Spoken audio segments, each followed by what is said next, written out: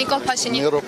Մի բան խնդրեմ, ներքաղաքական հարցեր չտակ, կարծում եմ ճիշտ տեղը չի, հնարավորություն կունենանք հանդիպել։ Նախ ձեր ուղերձը։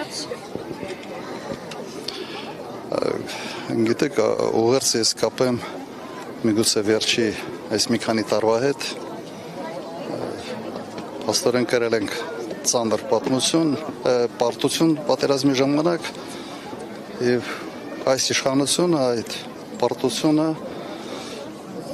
անընդհատ շարունակաբար մի process է վերածել։ Անընդհատ շարունակաբար։ Ավելի քան 4 տարի մենք գտնվում ենք այդ շրջանում։ Անընդհատ ինչ որ բան զիջել, բան տալ, բանից հրաժարվել, ուղղակի մաշեցնող մի երևույթ է մեր ժողովրդի համար։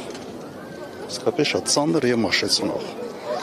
Եվ միգուցե նաեւ այս ֆոնի վրա ցեղասպանության ուրացումը շատ ավելի ծանր ընկալում է ստանում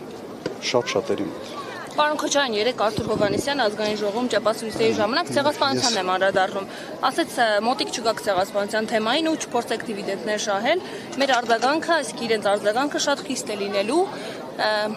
Ինչու համար չգաք ցեղասպանության միջազգային ճանաչման հարցը օրակարգից դուրս բերելու, ինչպես նաև սակարկման համար։ Լուրջ, ես պիտի այդ հիմարությունը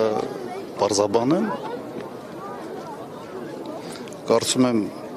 Հայաստանի արտաքին քաղաքականության օրակարգի մեջ մտցնող հենց ես եմ եղել եւ իմ ժամանակաշրջանում ամենից մեծ քանակով երկրներն են ճանաչել հայոց ցեղասպանությունը։ Անկախության հռչակագրից հրաժարումը, որոնք ուղղակի մատին չեն դրել այս հարցերի համար հիմար դուրս են տալիս, պատրաստ չեմ մեկնաբանելու։ Պարոն նախագահ, անկախության հռչակագրից հրաժարումի մասին այսօր ակնարկներ են արվում, բայց եւ փակ կստացվի իշխանությունների մոտ նաեւ այս կարմիր գիծը անցնել։ Ընդհանրապես եւ այդ ուղղությամբ ջանքերը եւ ընդհանրապես ցեղասպանության ուրացումը բերելու է նրան, որ ուրանալու են մարդիկ, ովքեր փորձում են դա անել։ Իրենք են մոռացվելու մեր ժողովրդի կողմից։ Նիկոլ Փաշինյանը դատապարտել է Հանրապետության հրապարակում Ադրբեջանի եւ Թուրքիայի դրոշներն այրելը եւ դա սադրիչ քայլ է համարվում, ինչպես է գնահատում այդ արձագանքը։ Ես դες հիշեցնեմ 15 թվականին, երբ Ռուսաստանի դեսպանատան մոտ Ռուսաստանի դրոշն էին փորձում վառել, հետո ոտնատակ էին տվել հենց այն մարդիկ, ովքեր այսօր զբաղեցնում են երկրում բարձրագույն պաշտոններ։ Արտգործնախարար, վարչապետի օգնականներ, մամուլի նախկին քարտուղարներ եւ այլն։ Եթե ընդհանրապես դա անթույլատրելի քայլ է, ապա հարց է առաջանում կրկնակի ստանդարտները Ռուսաստանի նկատմամբ եւ Թուրքիայի նկատմամբ կիրառել են թե ոչ։ Ուղղակի ամոթ է այդ թեմայի շուրջ ընդհանրապես իրավունք չունեն խոսալու։ Կրկնակի ստանդարտների մաս։